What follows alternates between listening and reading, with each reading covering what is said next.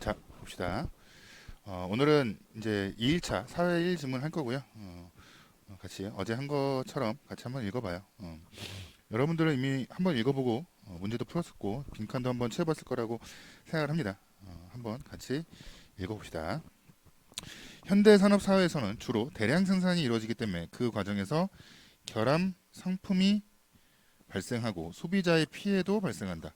이런 경우 피해를 입은 소비자가 구제를 받기 위해서 제조물의 제조 과정에서 제조자의 과실이 있었고 과실에 따른 결함으로 인해 과실 그거에 따른 결함 그 때문에 또 피해까지 발생했다는 걸 입증 책임 증명해야 되는데 그것은 상당히 어렵다. 이에 따라 소비자가 쉽게 피해를 구제받을 수 있도록 하기 위해 제조물 책임법을 만들어 시행하고 있다. 이 얘기하는 겁니다. 만약에 예를 들어서 우리가 특정 브랜드의 핸드폰을 샀는데 그것 때문에 그 안에 있는 아주 미세한 부품이 잘못 들어가는 바람에 그 폭발했고 그 폭발한 걸로 인해서 내 손이 뭐 좀 화상을 입었다고 칠게요. 그때 일반인 소비자가 그거의 결함을 발견하거나 혹은 그 결함 때문에 폭발했다는 인과 과정을 밝히기가 굉장히 힘들죠.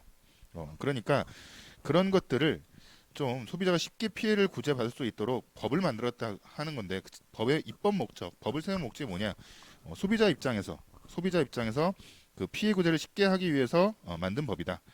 아마도 그러면 뒤에 내용을 읽어본 친구들은 알겠지만 그 인과관계, 과실이 있고 혹은 과실 때문에 결함이 생겼고 결함 때문에 또 피해가 발생했다는 인과관계를 소비자한테 입증하도록 하는 게 아니라 아마 제조업자에게 그 결함이 없음을 증명하게 하는 방법이 소비자를 쉽게 도와주는 방법이겠죠. 그래서 보면 제조물 책임법은 목적이 뭐냐? 피해가 발생한 소비자가 쉽게 구제받을 수 있도록 그 법을 제정했다. 제조물 책임법은 제조업자에게 설사 고의나 제조업자가 고의나 과실이 없다 하더라도 제조물의 결함으로 인해서 생명, 신체, 재산상의 손해를 입은 사람, 결함으로 인해서 입은 그 사람에게 제조업자가 손해배상을 책임지도록 하는 법률이래. 그럼 제조업자의 고의나 과실이 없다라는 건 뭐냐? 고의는 일부러 했다는 거죠. 일부러, 그죠? 이건 일부러 의도적으로. 그럼 의도는 아니었지만 과실은 실수와 비슷한 개념이라고 생각을 하면 돼요. 실수와 비슷한 개념이라고 생각하면 되고 원래 정확한 법적 용어로 해설하자 그러면 주의 의무 위반인데 그 사람이 일반적인 제조업자라면은 주의를 가지고서 어떤 의무를 가지고서 했을 것 같은데 그걸 하지 않았다. 다 하지 않았다. 그게 과실입니다.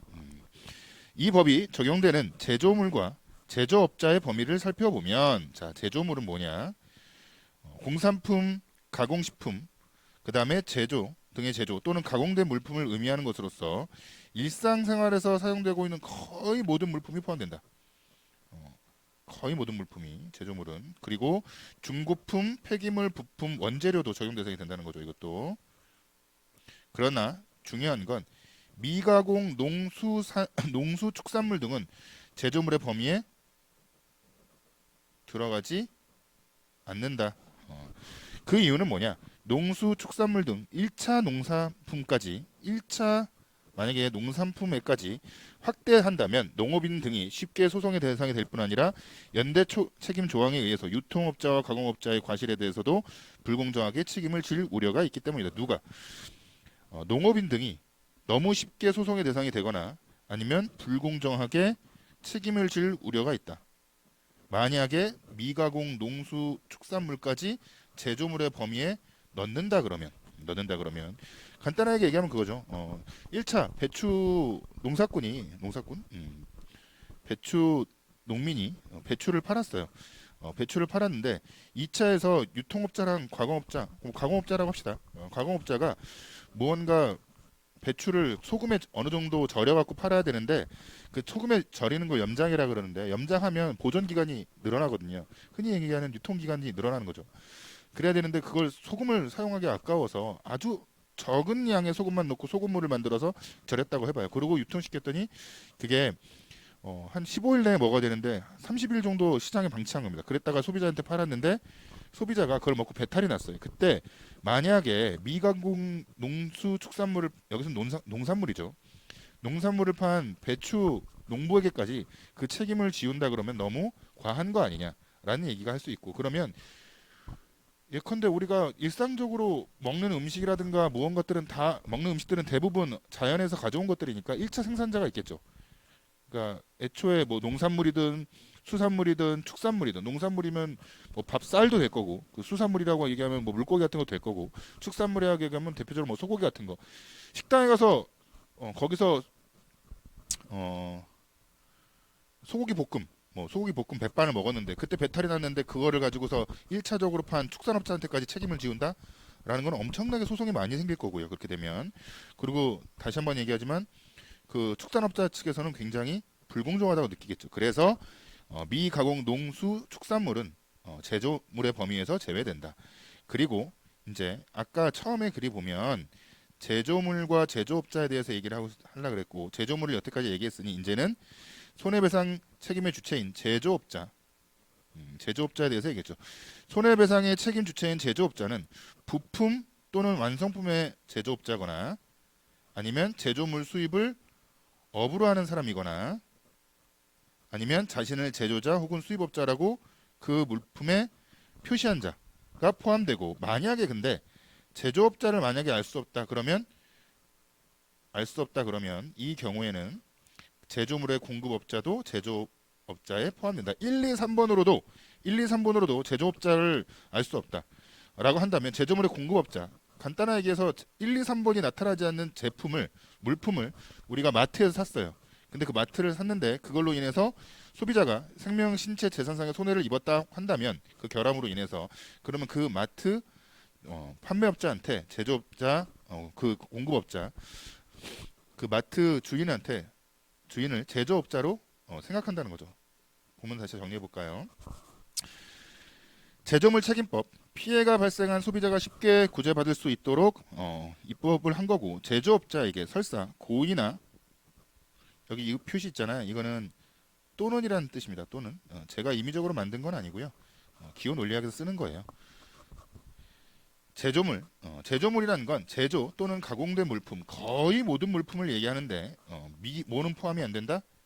가공되지 않은 농수 축산물은 거기에 포함되지 않는다. 농산물, 수산물, 축산물 이런 것들은. 자, 제조업자는 손해배상의 책임 주체가 되는데 부품을 만들었거나 완성품을 만든 사람들, 그리고 제조물을 수입을 업으로 하는 자, 그러니까 수입업자 얘기하는 거죠. 수입을 업으로 하는 자가 수입업자죠. 그 다음에 자신을 제조자 혹은 수입업자라고 그 제품에 표시한 자는 모두 제조업자다. 근데 이 세 가지를 고려해봤는데도 제조업자가 누군지 알 수 없다. 그러면 제조물의 공급업자를 우리가 손해배상의 책임 주체인 제조업자라고 이해한다. 그렇게 한다는 거죠. 그 다음 나오는 글이 보면 이제 결함의 종류에 대해서 얘기를 하고 있는데, 결함의 유형에는 첫 번째 제조상의 결함, 두 번째 설계상의 결함, 세 번째 표시상의 결함이 있다. 첫 번째 제조상의 결합은 제조업자가 제조 또는 가공상의 주의 의무를 이행했음에도 불구하고, 이게 아까 내가 살짝 얘기하고 말았는데, 이건 결국엔 과실이 없음에도, 과실이라는 게 주의 의무라는 게 그런 거거든요. 예를 들어 호텔, 그래요. 호텔 관리인이라고 합시다. 근데 호텔 관리인 갖고 우리가 바캉스 가서 호텔에 들어갔는데 계약을 해갖고 저 방 이렇게 뭐 대시라고 빌리고 하룻밤 자기로 했어요. 근데 그 계약서에서 계약을 했는데 거기에 그런 조항은 없죠. 호텔 관리인은 방에서 화재가 나지 않도록 최선을 다한다. 그런 거는 일일이 다 들어가 있지 않죠. 근데 일반적으로 우리가 호텔 관리인이라고 하면 요구되는, 그렇게 구체하게 정해놓지 않았어도 일반적으로 상식적으로 기대할 수 있는 주의해야 되는 의무들 있죠. 그죠? 예를 들어서 관리인이 호텔 방에다가 너무 수많은 멀티탭에다가 전선을 연결해 나가서 그걸로 과열로 인해서 화재가 나는 것을 방지하도록 하는 그런 의무, 그런 것들이 과실 여부 판단이 되거든요. 상식적으로 판단했을 때는 뭐 한 멀티탭에 뭐 20개, 30개 콘센트를 연결하지 않는다는 건 당연한 거죠. 화재 위험성이 있으니까. 근데 그런 거를 일일이 계약서에 써놓지는 않지만 그런 것들을 하진 않아야 된다. 그래서 그런 것들은 주의무를 다 해야 된다. 주의무를 다 했다면 과실이 없는 거다. 근데 그거를 하지 않았다면 과실이 있는 거다라고 할 때 개념들이 그렇습니다. 그래요. 그러면 제조업자가 제조 또는 가공상에 일반적으로 기대되는 주의해야 되는 의무를 다 했는데도 불구하고, 즉 과실이 없음에도 불구하고 제조물이 원래 의도한 설계와 다르게 제조 또는 가공됨으로써 안전하지 못하게 된 경우이며, 제조상의 결합은 무엇이냐? 그러면 원래 의도한 설계와 다르다. 과실이 없음에도 제조업자한테, 그리고 그러기 때문에 안전하지 못하게 됐다. 그게 바로 제조상의 결합입니다. 두 번째, 설계상의 결합은 제조업자가 소비자를 고려하여 합리적으로 설계했다면 피해나 위험을 줄이거나 피할 수 있음에도 불구하고 그렇게 하지 않아 제조물이 안전하게 되지 못한 경우, 계속 반복하죠. 안전하게 되지 못한 경우가 결국엔 결함이라고 얘기를 하는 거고, 합리적으로 설계했다 그러면 피해나 위험을 줄일 수 있었는데. 세 번째 나타나는 게 표시상의 결함은 무엇이냐? 제조업자가 합리적인 설명, 지시, 경고 또는 표시를 했다 그러면, 이거를 했다 그러면 피해나 위험을 줄일 수 있었음에도 불구하고 표시하지 않았다면, 뭐 예를 들어서 우리가 농약을 파면서 그냥 통에다가, 불투명한 통에다가 아무 표시도 하지 않고 팔아버리면, 그게 만약에 우연히 어떤 막걸리 술병이랑 비슷한 모양을 가졌다 그러면 산 입장에서 집에 방치했다가 또 다른 사람이 와서 그게 막걸리인지 아니면 농약인지 모르고 그냥 먹을 수 있죠. 농약 먹으면 죽어요. 그러니 그거를 방지하기 위해서 그 통에 밖에다가 뭐 해골 표시를 해놓는다든가, 먹으면 죽습니다를 써놓다든가, 아니면 굉장히 뭐 위험을 환기하는 상징 같은 걸 박아 넣는다든가, 여러 가지를 해서 그거를 농약을 먹는 사람, 먹는 위험을 줄여야죠. 그렇게 하지 않았기 때문에 나타나는 게 표시상의 결함이라고 우리가 이해한다. 이 결함이 세 가지가 있는데, 근데 만약에 피해자가 결함으로 인해서 피해자가 제조업자에게 손해배상을 청구하려면, 나 이것 때문에 하려면 원칙적으로는 세 가지를 입증해야 돼요. 증명 세 가지입니다. 첫 번째, 결함 사실, 그리고 손해 발생의 사실, 그죠?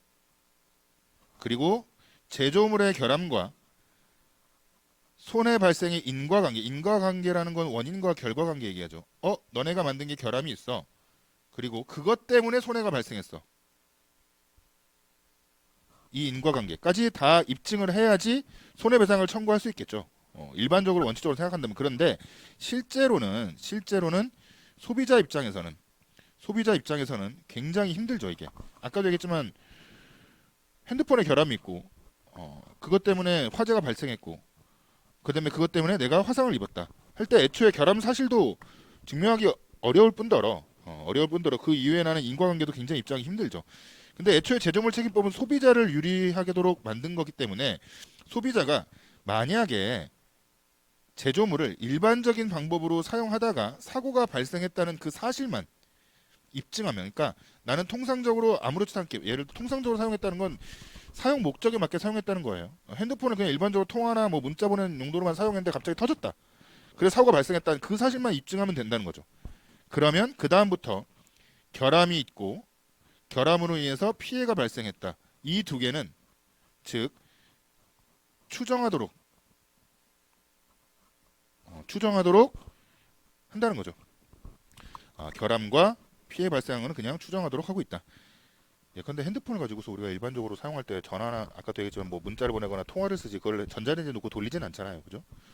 근데 만약에 내가 전자레인지 돌려다가 터져갖고 화재가 나서 손해가 발생했다 라고 하면 당연히 그거는 손해배상을 청구를 못하죠. 그러니 내가 통화만 했는데 사고가 발생했어요 라고 그것만 정확하게 입증만 하면, 나머지는 그냥 결함이 있고 피해가 발생한 걸로 추정한다. 그러면 추정한다라는 건 확정한다는 건 아니거든요.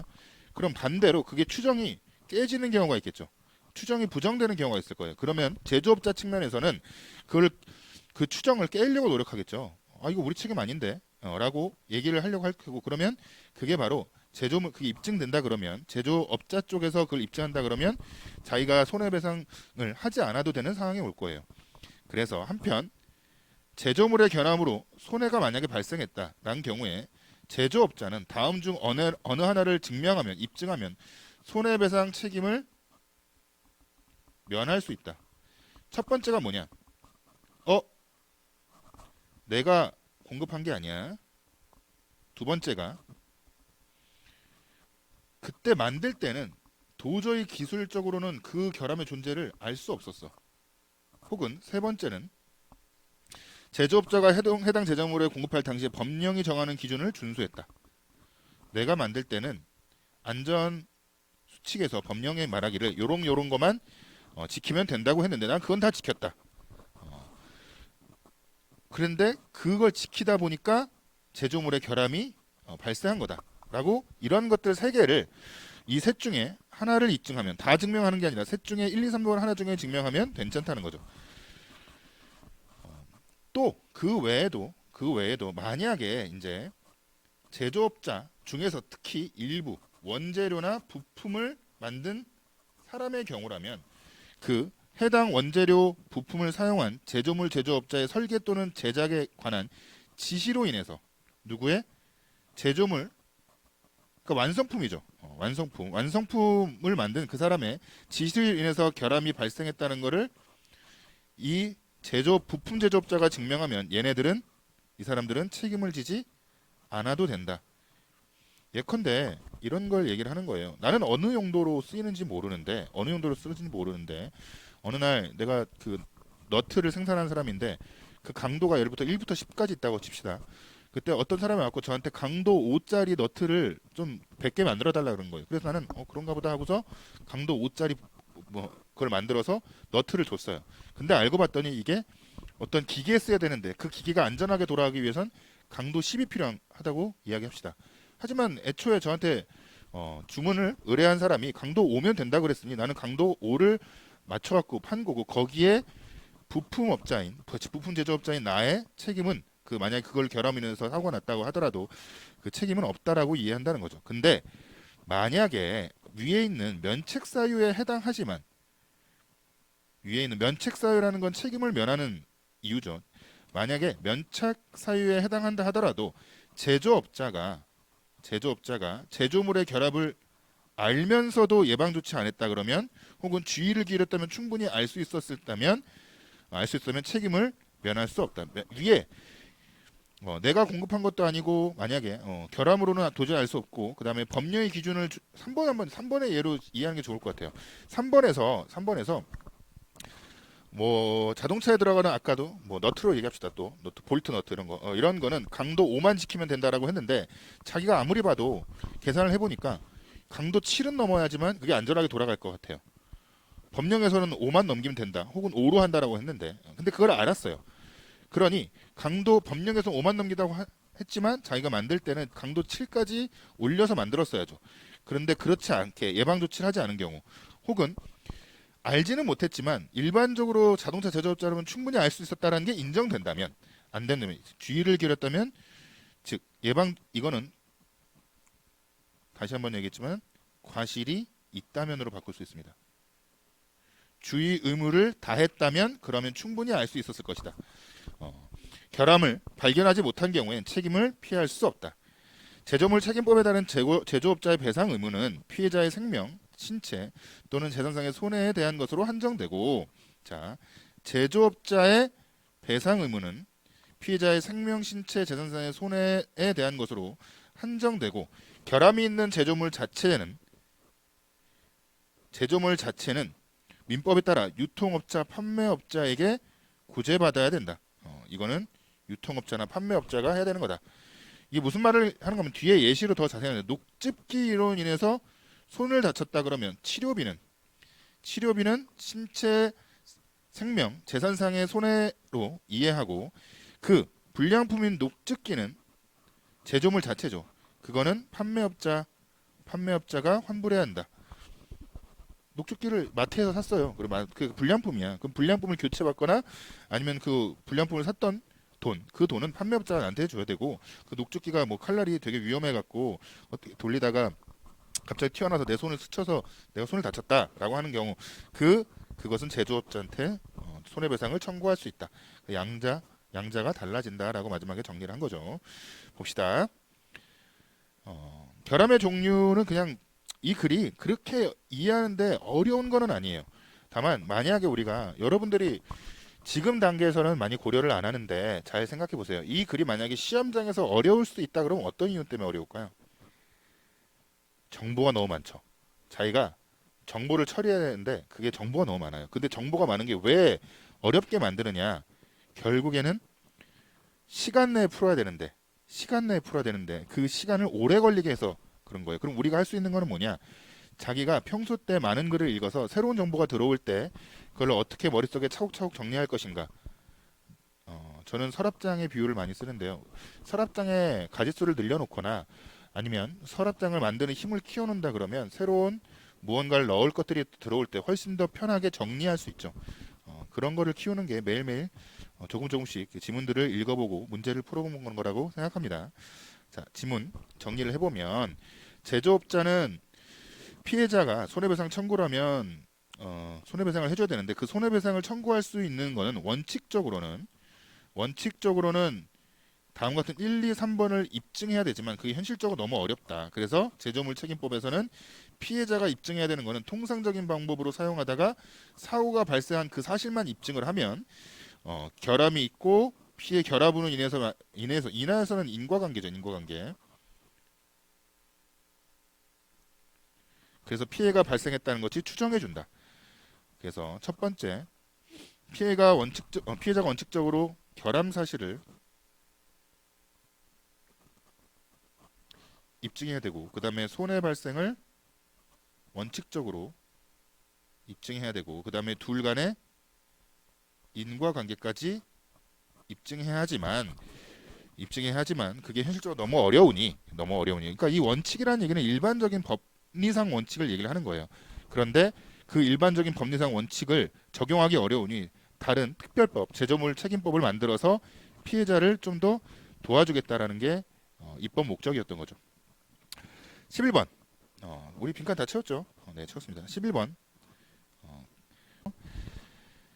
가와 제조물 책임법과 그다음에 리콜 제도는 소비자의 생명, 신체 및 재산상의 위해를 끼치거나 끼칠 우려가 있는 만약에 제품 결함이 발견된 경우 얘는 끼칠 걱정점 우려가 있거나 아니면 실제 위해가 생기거나 제조업자 또는 정부의 강제 명령에 의해 제조업자 스스로 하거나 아니면 정부의 강제 명령에 의해 제품의 결함 내용을 소비자에게 알리고 제품 전체를 대상으로 수거하거나 회수하거나 아니면 없애거나 수리해주거나 교환해주거나 새거로 아니면 돈으로 바꿔주는 것. 다시 적절한 시정, 교정 조치를 취함으로써 제품으로 인한 확산을 방지하고자 하는 거다. 그게 바로 그 소비자 보호제도가 이거이다. 소비자 입장에서 보면 아직은 결함 제품으로 인해서 피해가 일어나진 않았지만 일어날지도 모르는 그 피해 확산을 방지하여 안전한 소비 생활을 할 수 있도록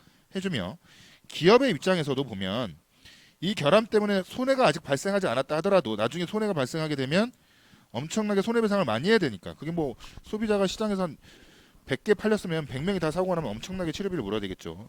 그래서 소비자 피해에 대한 손해배상의 부담을 줄일 수 있다는 측면에서 그런 측면에서 기업의 입장에서도 이득이다 라고 얘기를 하는 거죠.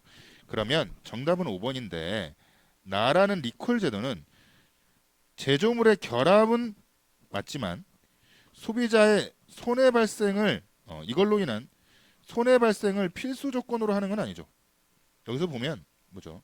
끼칠 우려가 있는 결함이 만약에 발견됐다 그러면 실제 손해배상이 소비자의 손해가 발생하지 않았다 하더라도 제조업자 스스로 시장에다가 아무도 지금 다치지 않았어요. 아까 녹즙기로 얘기를 하면 막 만들다가 어느 순간에 안 겁니다.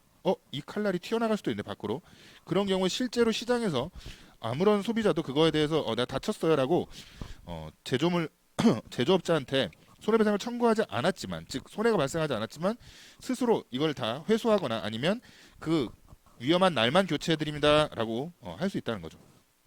그래서 가는 맞지만 나 때문에 틀렸다. 11번은. 자, 12번.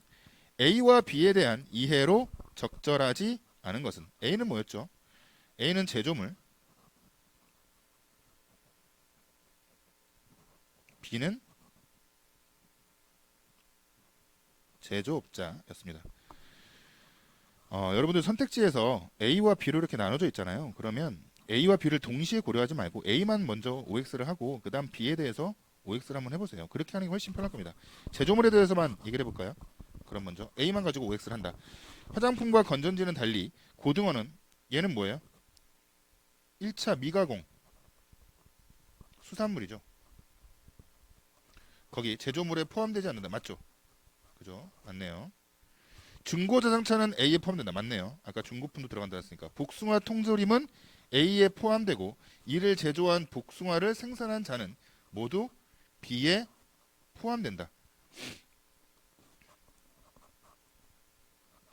복숭아를 생산한 자. 얘는 복숭아는 미가공 농산물이죠. 미가공 농산물을 생산한 자는 제조업자에 들어간다? 그건 아니죠. 근데 물론 여기까지 끊어 읽었으면 얘는 맞겠죠. 그죠? 그 다음 A까지 나타난 선택지를 해보면 순서가 좀 바뀌긴 했는데 이제 그 다음부터 B로 읽어보면 됩니다. 중고자동차를 수입한 자는 수입업자죠. 그죠? 수입을 업으로 하는 자 B에 해당된다. 맞네요. 아까도 얘기했지 제조한 자와 제조한 자는 B에 해당하는 게 맞는데 제조업자에 이때 이는 복숭아 통조림이니까요. 근데 제조한 자는 맞지만 복숭아를 생산한 자는 다시 한번 얘기하지만 제조업자에 들어갈 수 없다. 그래서 정답이 3번인 겁니다. 자동차 부품의 결함으로 자동차가 고장이 났다면 자동차 부품을 만든 자는 B에 해당되므로 손해배상의 책임이 이제 일반적으로 그렇죠. 근데 만약에 부품업자라 하더라도 최종 지시했던 주문했던 사람이 이렇게 만들어주세요. 그렇게 지시해 만들었다 그러면 면책사유에 해당할 수 있다는 거죠. 전자제품의 결함이 발생했지만 제품을 공급할 당시 기술 수준으로는 발견할 수 없다라면 이거는 결국에는 아까 몇 번째 면책사유였죠? 아까 네, 두 번째 면책사유였네요. 그죠? 두 번째 면책사유에 해당한다 그러면 이번에 면책사유에 해당한다 그러면 책임을 면하는 이유에 해당한다 그러면 B는 손해배상에 대한 면책 요건을 갖추고 있다. 같은 말 한 거네요. 그죠? 그죠? 그러니까 12번의 정답은 3번이었습니다. 1차 지문보다 2일차 지문이 훨씬 쉽게 느껴질 겁니다. 왜냐하면 이거는 그냥 나타난 것들을 그대로 정리하면 돼요. 물론 만약에 고의나 과실한 말 같은 걸 명확하게 이해를 하지 못하거나 아니 내가 그래서 글을 읽기 힘들다고 느낀 학생들은 어려울 수도 있지만 글 자체가 시간을 두고 천천히 읽어도 잘 이해가 안 되는 게 어제 지문이었다면 시간을 두고 천천히 읽는다 그러면 이해는 다 그냥 쉽게 될 수 있는 게 오늘 지문이었어요. 그럼 여러분들이 이걸 읽었으니까 내가 좀 비문학을 잘하네 라는 것보다 그런 것보다 이게 만약에 내가 한정된 시간에 글을 읽어내고 이거 정보 문제들을 다 정리하는 게 과연 할 수 있었을까? 라고 생각을 해보고 한번 생각을 해보고 혹시나 이제 3일차 4일차 같은 거 할 때 한번 본인이 얼마 정도의 시간에 걸려서 지문을 읽나 한번 재보세요. 보통 비문학 지문만 따졌을 때는 일괄적으로 얘기할 수는 없지만 보통 4분에서 6분 이내에 읽어내는 게 좋거든요. 4분도 좀 6분은 너무 긴 것 같기도 하고 지금 지문들이 제가 고3 지문은 명확하게 얘기해 줄 수 있지만 고1, 고2 지문이라서 여러분들 학력 수준이 고려해서 몇 분에 읽어야 하는 게 정확하다라고 일괄적으로 말해주기 좀 힘든 측면이 있습니다. 근데 뭐 읽었는데 문제까지 풀었는데 15분이 걸렸다. 그거는 명확하게 굉장히 오래 걸리고 있는 거죠. 그러면 그거는 내가 지문을 맞췄다 하더라도 아직은 독서 실력이 좀 부족한 겁니다. 자, 여기까지 하고 이제 3일차 내일부터는 사회 두 번째 지문으로 보도록 하겠습니다.